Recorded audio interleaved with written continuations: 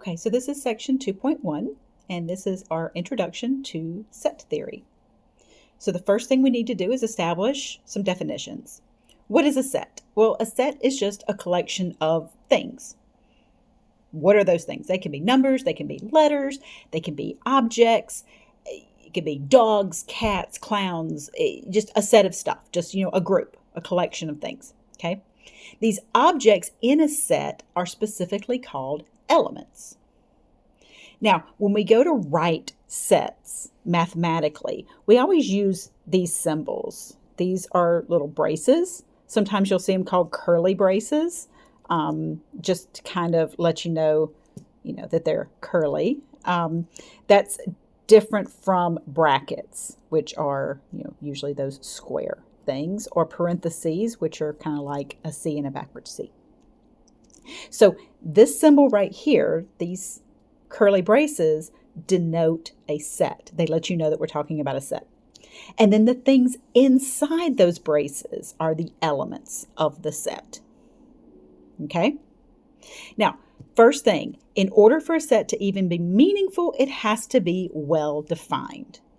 So before I tell you what well defined means, let me just give you some examples and let's just kind of see if you already know what it means to be well defined, because it's very self-explanatory. It just means that it's clear, right?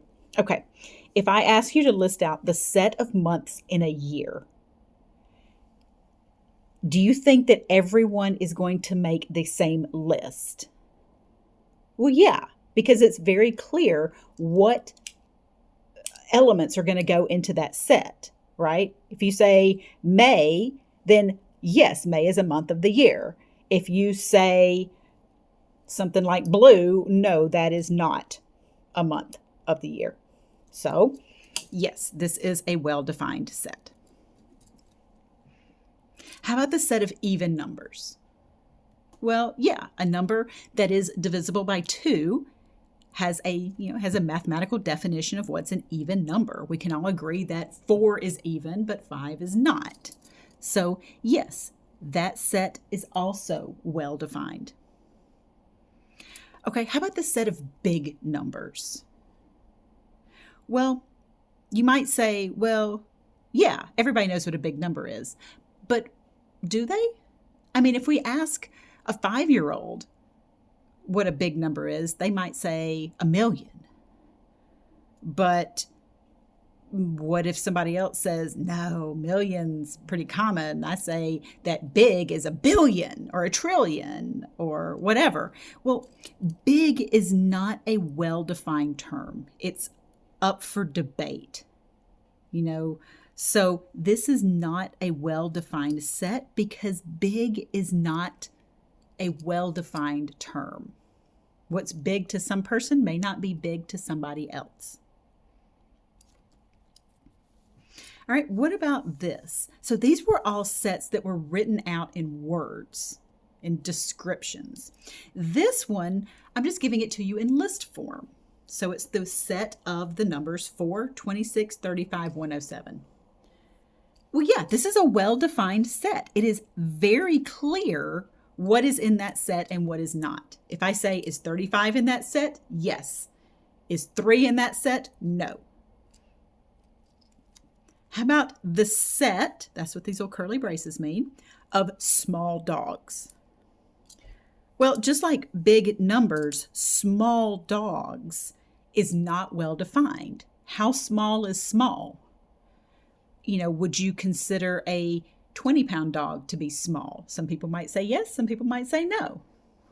So again, just like big, small is not well defined. Now, if I wanted to make this well defined, I could say the set of dogs that weigh less than 10 pounds. Now we're clearly defining what is small, right? So this is not a well-defined set. All right, and then lastly down here, the set of natural numbers. Now this one you might say is not well defined because you might think, oh, big, small, natural. But this actually is a well-defined set. The natural numbers are a very specific set in mathematics. So they have a name. It's called the natural numbers, and they are specifically the set 1, 2, 3, 4, and then so on in that pattern. So they are a well-defined set, and this set is going to show up more throughout these sections. So just know that this natural numbers is the name of this particular set. So it's not natural in the way of like, oh, that's an unnatural number. Ooh, look at that. That 2.5, ooh, so unnatural. No, this is just the particular name for this set. Okay. So, like I said in the previous example, well-defined just means there's no question about what is and what is not in a set. So it's not up for debate. It's not up for interpretation. It's not based on opinions or anything. It is very defined, clear-cut. Now, we write sets in 3 ways. And I mentioned this in the last example that I gave you some of those ways. We have the descriptive. So let's say that we're talking about the set of days of the week. So that's a descriptive way of writing the days of the week. I could write it in list form, and you'll sometimes see that called roster form, but that means the same thing. If I wrote that out, it'd be more writing. I would have to write Monday, Tuesday, Wednesday, Thursday, Friday, Saturday, and Sunday. I'm abbreviating those. But that's the list form. These 2 sets are identical. They're just different ways of writing them. Okay, so this one I just described it. This one I listed out everything. Then we have Set Builder. And Set Builder it's just the ugly version of a set. Not my favorite way of writing a set. I definitely prefer one of these ways. Sometimes a list is better than descriptive. Sometimes descriptive is better than a list. But at no point are you going to say, oh, Set Builder, that's the way to go. Because it's not. It's very mathematical. So it's written X such that X is an element of the days of the week. So it's kind of like the descriptive, but it's got a lot more symbols going on here. So we've got this random line here that just means such that. And then we got this weird looking E thing that is an abbreviation or a symbol for is an element of. So Set Builder has all this kind of unnecessary stuff. I mean, you can say it's necessary, but it's got all this kind of mathematical jargon going on here. And then you're like, oh, okay, just days of the week. So. Okay, sets can be finite or infinite. So, for example, the set 1, 2, 3, 4, 5 is a finite set. Whereas 1, 2, 3, 4, 5, ... is an infinite set. Now, what is the difference between these 2 sets? Well, it's got this ... here. That means that this pattern continues on indefinitely. This one stops at 5. This one keeps on going. This symbol just means, 6, 7, 8, 9, 10, keep on going. Now let's be careful. Just because a set has this ... these ellipses, does not mean it's infinite. If I use this ... in the middle, like 1, 2, 3, ... 48, 49, 50, that set is finite. There's 50 numbers in that set. It doesn't go on forever. This just means the pattern continues between 3 and 48. So a lot of students will just mistakenly think, oh, ... means infinite. Only if it's at the end. Okay, if it's in the middle, it just means the pattern continues. Now, a set with no elements in it is said to be the empty set. Okay, so it's a set with nothing in it. It's a set that's empty. We can write the empty set in one of two ways. We can either write this set notation with these braces with nothing in it, or we can write this symbol, this kind of zero with a line through it. That's an empty set symbol. Now be careful, okay? Because Alex is going to try to pull a fast one on you when you go to do the homework. If you combine these two symbols into one, it is not the empty set. Because this symbol means set, and this is something in it. This is a set with one element in it, that symbol. If you put a zero in here, that set now has one element. If it's an empty set, let me grab a highlighter here. When I say set, that symbol means set. Empty, nothing in there. Absolutely nothing. Not zero, not that symbol, nothing. Okay? Okay, so let's pull all this stuff together with the symbols, with my terminology. Now, remember, this symbol back in the set builder notation thing means is an element of. It means is inside that set. So it's a goofy looking E, and it means is an element of. Remember, element just means something inside the set. Now with math here, we just have to know what this is asking for. Okay, we know it's a set because it's got those curly braces. I'm asking you to label it as true or false. So this is a statement. It says B is an element of this set. Okay, it's just asking true or false. Is B in that list? Yes. See it right there? True. So it's a very easy question if you know what it's asking.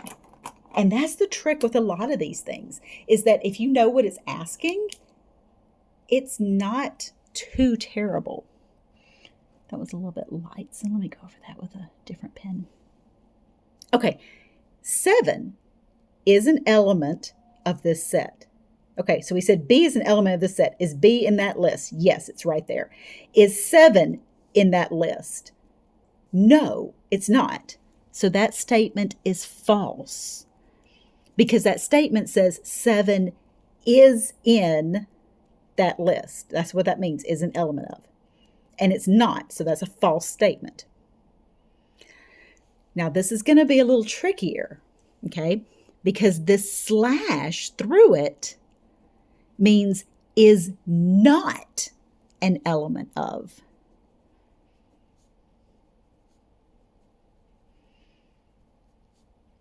Okay, so this might be a little bit of a thinker here. 7 is not in that list. All right, well, there's a couple of things at play here. First, we've got this ... which means that this pattern continues.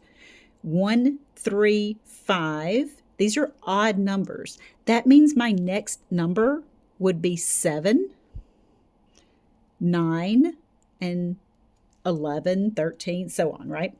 So 7 is in that list. So is this a true statement? The statement says 7 is not in that list. Well, that's not true, because 7 is in that list. So that one is false. This one's really very, it's kind of, weird because of the way it's worded, right? We've got this not symbol, and then it is in there. So you have to say, okay, it's a false statement. It's a little awkward for sure. Okay, 15 is an element of this list. Now, this list is in descriptive mode, whereas these lists were all in list mode.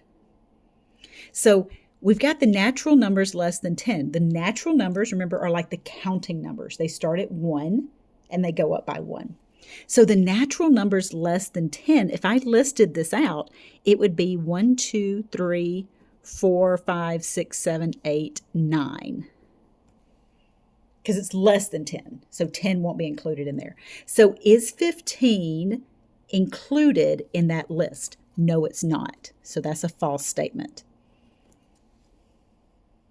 Again, you need to know what the natural numbers are. That when you see natural numbers, that you know that's an actual name of a mathematical set that starts at 1. It's those counting numbers. All right, here's another one with that not. So this is a little bit of a thinker. March is not one of the days of the week. Is that a true statement? Well, yeah, March is not a day of the week. It's a month. So it's not a day of the week. So that is a true statement. So you just have to know how to read these symbols and what they're asking of you. And I know it can be a little confusing. Okay, so we talked about the number of elements in a set. You know that the empty set has no elements. If you used the empty set two symbols together, then you get a set that has one element in it. The number of elements in a set has a name. It's called the cardinality. You also sometimes see it called the cardinal number, but those mean the same thing. We write the cardinality of set A as n, and then we get this parenthesis A. So the cardinality, we'll use that n for number of. So it means the number of elements in set A. All right, so that's all it is. It's just a, super mathy, sexy kind of word for the number of things in a set. That's all it means. All right, how many elements are in that set? Now be careful. This means the pattern continues. So don't just say, 1, 2, 3, 4, 5. That would be true if that ... if those ellipses were not there. Then yes, there would be 5 things in that set. But because the pattern continues, this is the abbreviation of us just not wanting to write 4, 5, 6, all the way up to 30. So how many things are in this list? Well, the cardinality is 30 because, we start at 1, we go up to 30. Okay, what is the cardinality of this set? How many elements are in that set? Well, you can tell what separates the elements by the commas. So the commas separate your elements. So one element is the word red. There's another element, the word blue. And then another element is the word yellow. So we have 3 things. I've seen Alex in your homework try to pull a fast one on you by separating every letter with a comma. If that's the case, then you need to count every single letter separately. So the commas are going to tell you where one element stops and the next one begins. Okay, so this one, we talked about this one already. This means set.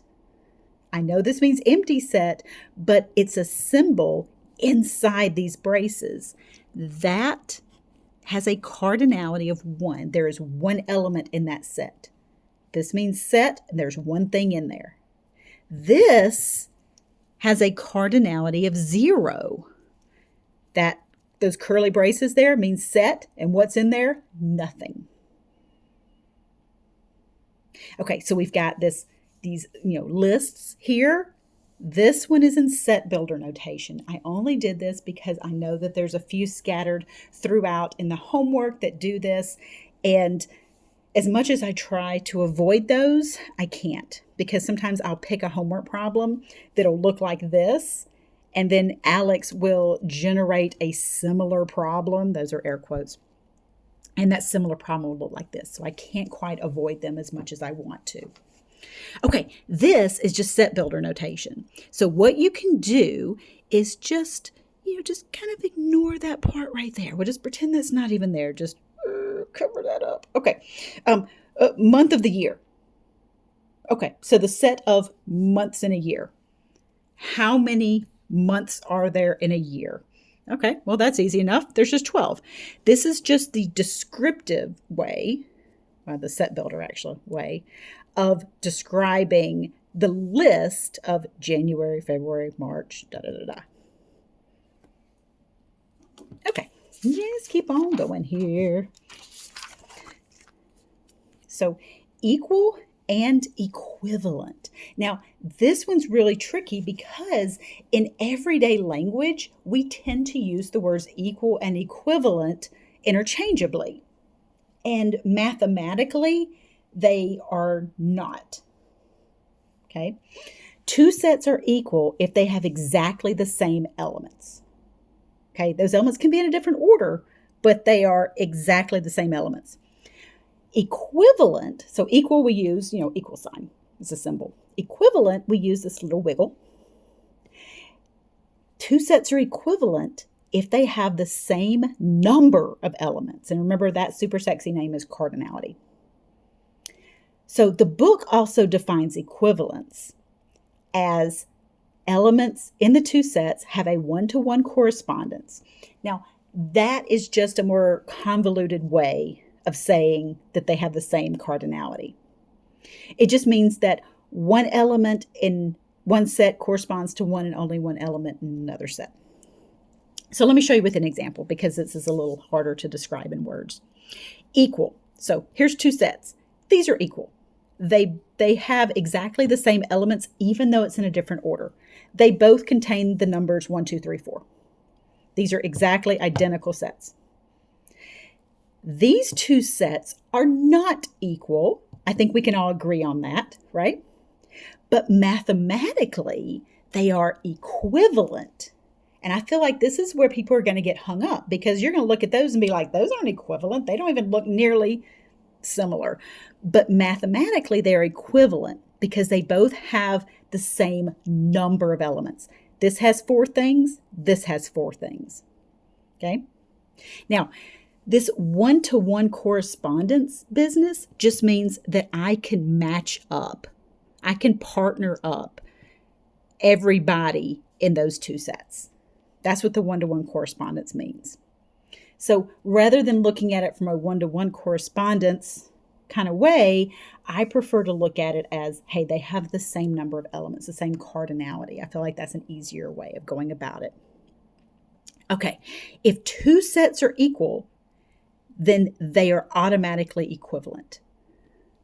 But the reverse is not true. Okay, if two sets are equal, like these two are, then they're going to be equivalent. Well, yeah, if they're exactly equal, then that makes sense. If they're exactly the same, of course they have the same number of elements. Whereas just because they have the same number of elements doesn't mean that the elements are the same. So that's all I'm getting at here. Okay, so let's go on to example 4. So I'm giving you these 4 sets. So this is given in the problem. And then we want to do, go through all these true or false. Now remember, this means equal, this means equivalent. So equal means the two sets are exactly the same. They could be out of order, that's okay, but the elements are exactly the same. Okay, so A and C. So looking at A, 13579, and C, 17539. Are these two sets equal? Yes, they both have 1, they both have 3, they both have 5, they both have 7, they both have 9. Yes. Even though the numbers are out of order, they have the same elements. What about B and C? Are these two sets equal? No, right? They don't have the same elements inside. So, oops, I put yes, and I should have put true instead of yes. And because I'm a little bit neurotic here, instead of just scribbling that out, I know I probably could, but I won't. So we'll put true. Okay. B and D. Are those equal? So let's look at B and D. Oh my gosh, not even close, right? Definitely not the same things in there. So that one's false. Okay, these are equivalent symbols. So remember, equivalent just means the same cardinality, so the same number of elements. They don't have to be the same elements. That's what equals means. But equivalent means the same number of elements. Okay, let's look at B and D. This one has 1, 2, 3, 4 elements, and D has 1, 2, 3, 4 elements. So that is true. So we'll say they both have 4 elements. What about C and D? Are those equivalent?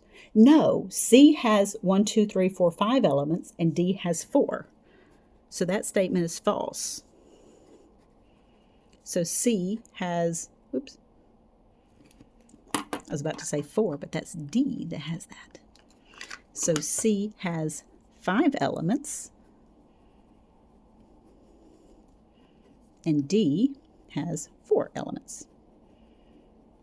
And equivalent means that they have the same number of elements. So because those two numbers are not the same, that's why this is false.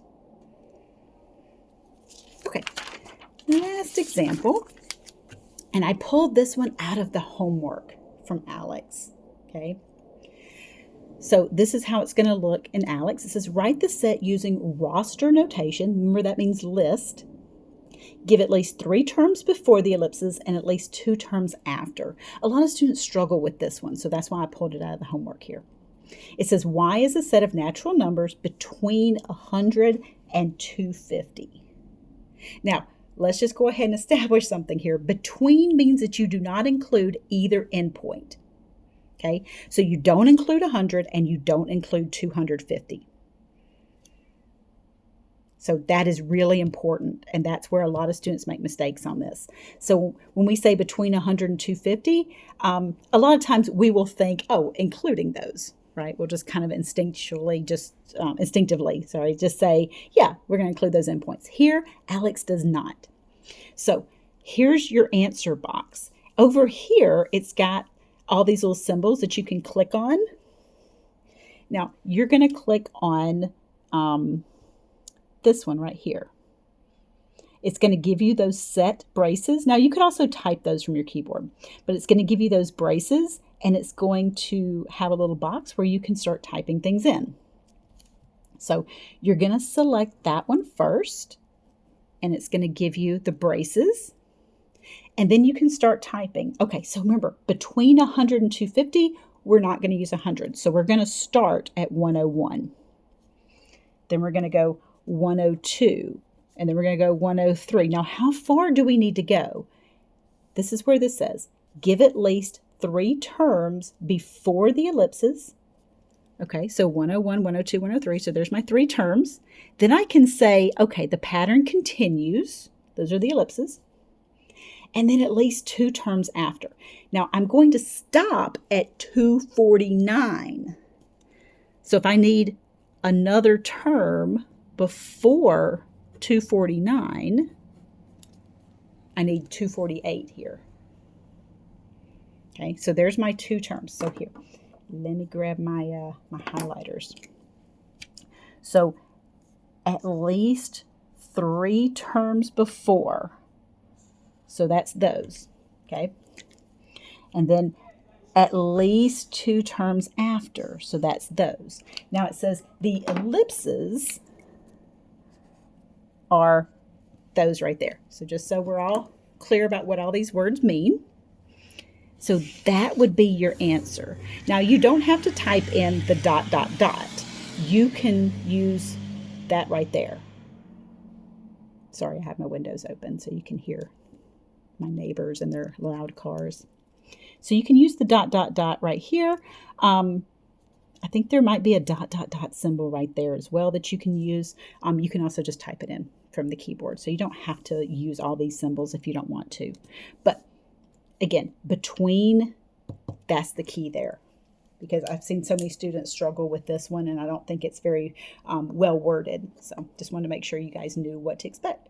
Okay, So that finishes up section 2.1.